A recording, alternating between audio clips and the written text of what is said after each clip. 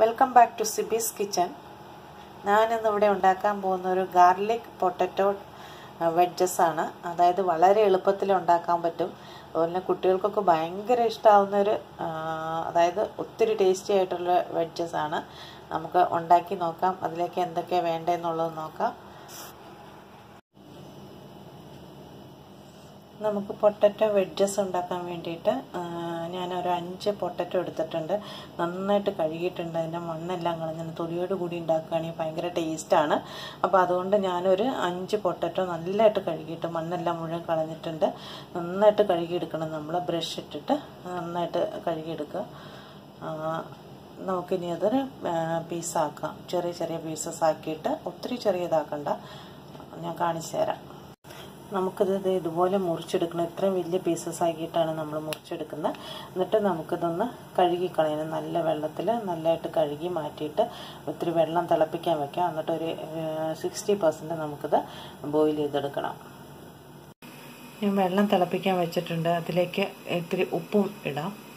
വെള്ളം പയ്യെ തള വന്നു തുടങ്ങി. നമുക്കിനിയിപ്പോൾ ഈ ഉരുളക്കിഴങ്ങ് 2 മിനിറ്റ് കഴിഞ്ഞ് വെള്ളത്തിലേക്ക് ഇടാം. തിളച്ചിട്ടുണ്ട്. ഇനി ഒരു 60% നമുക്ക് വെന്ത് കഴിയുമ്പോഴത്തേക്കും ഇത് നമുക്കൊരു സീവിലേക്ക് മാറ്റാം. ഈ സമയം നമുക്ക് ഒരു ബൗളിലേക്ക് മൈദപ്പൊടി ഒരു 4 ടീസ്പൂൺ ഇടാം.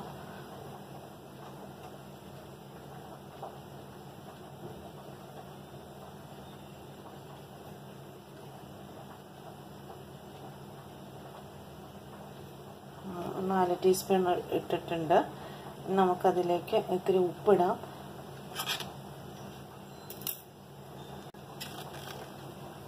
ഈ മൈദയ്ക്ക് ആവശ്യമുള്ള ഉപ്പിടാം. നമുക്ക് വേണമെങ്കിൽ ഇത് റൈസ് പൗഡറിലും ഉണ്ടാക്കാം കേട്ടോ. പിന്നെ നമുക്ക് ഇത്തിരി ചില്ലി ഫ്ലേക്സ് ഇടാം.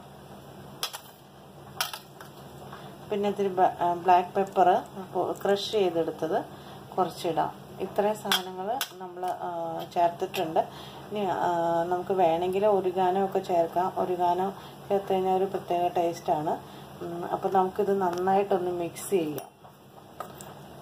മിക്സ് ചെയ്തിട്ട് കുറേശ്ശെ വെള്ളം ഒഴിച്ചിട്ട് ഇത് കുഴച്ചെടുക്കണം. ഒത്തിരി തിന്നാവാതെ ഒരുവിധം മീഡിയം തിക്കായിട്ട് കുഴച്ചെടുക്കാം നമുക്ക്. അതായത് കുറച്ച് വെള്ളം ഒഴിച്ച് ഒത്തിരി ലൂസാക്കി ഒരു ബാറ്റർ ഉണ്ടാക്കാം.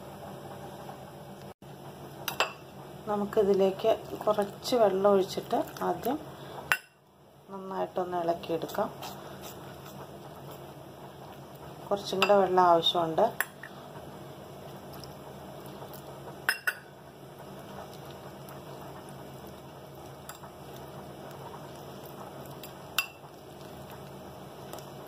ഗോതമ്പ് പൊടിയിലും വേണമെങ്കിൽ നമുക്ക് ഉണ്ടാക്കാം.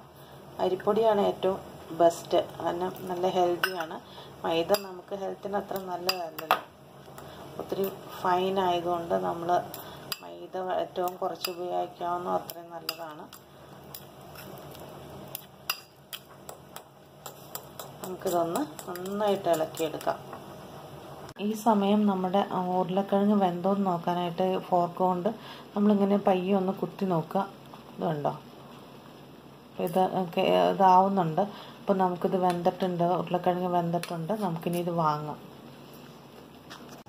ഇത് ഒരു സീവിലേക്ക് മാറ്റിയിട്ടുണ്ട്. ഇത് നന്നായിട്ടൊന്ന് തണുക്കട്ടെ.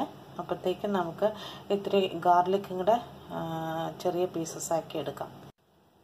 ഈ ബാറ്റർ ഇപ്പോൾ ഇത്രയും ലൂസായാൽ മതി. ഒത്തിരി ലൂസാക്കണ്ട. എന്നാലാണ് ഉരുളക്കിഴങ്ങിലേക്ക് എല്ലാം പിടിക്കുകയുള്ളൂ. നന്നായിട്ട് മാവ് പിടിച്ചു കഴിഞ്ഞാലാണ് നല്ല ക്രിസ്പി ആയിട്ടിരിക്കുള്ളൂ. അപ്പോൾ നമുക്ക് ഇത്രയും മതി. ചീഞ്ചട്ടി അടുപ്പത്ത് വെച്ചിട്ട് ഇത്തിരി ബട്ടർ ഇട്ടിട്ടുണ്ട്. ഇത് കരിഞ്ഞു പോകാതെ നമ്മൾ നോക്കണം. അതിലേക്ക് നമുക്ക് വെളുത്തുള്ളി ചെറിയതായിട്ട് അരിഞ്ഞ് വെച്ചേക്കുന്നത് ചേർക്കാം. ഇതുണ്ട്, ചെറിയതായിട്ട് അരിഞ്ഞ് വെച്ചേക്കുന്ന ഉള്ളിയാണ്. അത് നമുക്കൊന്ന് 1 മിനിറ്റ് ഒന്ന് സോട്ട് ചെയ്തെടുക്കാം. എന്നിട്ട് അത് മാറ്റി വയ്ക്കാം. എന്നിട്ട് നമുക്കിനി ഉരുളക്കിഴങ്ങ് വറുത്തെടുക്കാൻ വേണ്ടിയിട്ടുള്ള ഓയിൽ അടുപ്പത്ത് വയ്ക്കാം. ആ വെളുത്തുള്ളി മാറ്റിയിട്ട് ഞാൻ അതിലേക്ക് ഓയിൽ ഒഴിച്ചിട്ട് വെച്ചിട്ടുണ്ട്. ഓയിൽ നന്നായിട്ട് ചൂടാവട്ടെ. ആ സമയത്ത് നമുക്ക് ഈ ഉരുളക്കിഴങ്ങ് പുഴുങ്ങിയത് ഈ ബാറ്ററിൽ മുക്കി ഇത് ഓയിലിലിടാം. ഇതുപോലെ നമുക്ക് പയ്യെ പയ്യെ മുക്കി ഓയിലിലിടാം.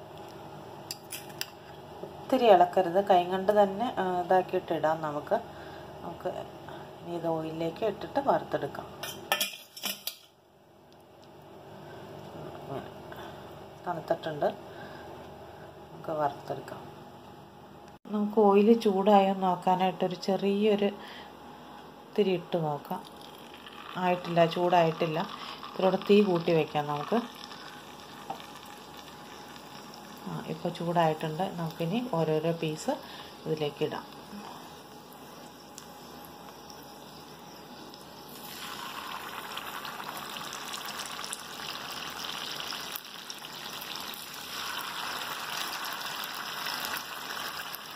ഓരോരോ പീസ് നമുക്കിതിലേക്ക് ഇട്ടിട്ട് വറുത്തെടുക്കാം.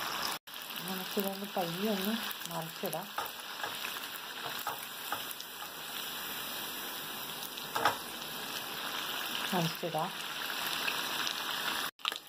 അതിലേക്ക് കോരിയിട്ടുണ്ട്. ഇനി ഇത് നമുക്കൊരു പ്ലേറ്റിലേക്ക് മാറ്റാം.